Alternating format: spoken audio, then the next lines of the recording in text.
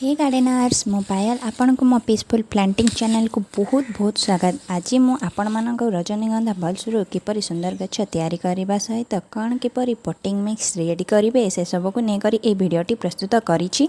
तेबे चलतु डेरी न करी देखा आज भिडटी। एठारे देखंतु ये हूँ रजनीगंधार बल्ब। यार फूल बहुत ही सुगंधित बास्ना दे था।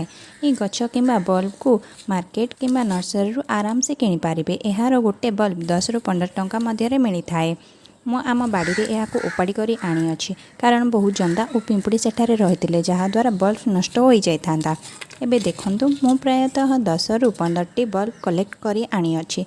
सेथिरु किछि मैच्योर थिबा बेले अन्य केतोटी अनमैच्योर मध्य अच्छी। एबे ଏହା ପରେ ମୁଁ रजनीगंधार पत्र सब काटी देउछि। आपण डायरेक्ट बल्ब मध्य आनिथिबे जदि तेबे केवल पटिंग मिक्स रे लगाइबा द्वारा ही ताहा ग्रो होई जिवो।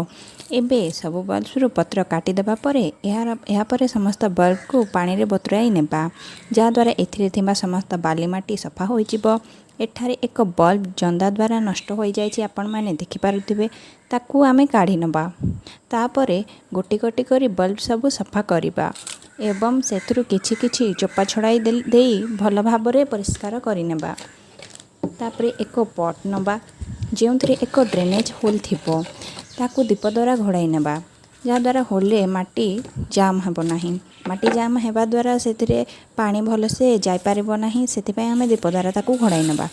एबे एथिरे सुखिला पत्र और अगाड़ी मध्य दबा जहाद्वारा आमको किछि दिन परे आ कंपोस्ट मध्य देबाकू पड़िबो नाही।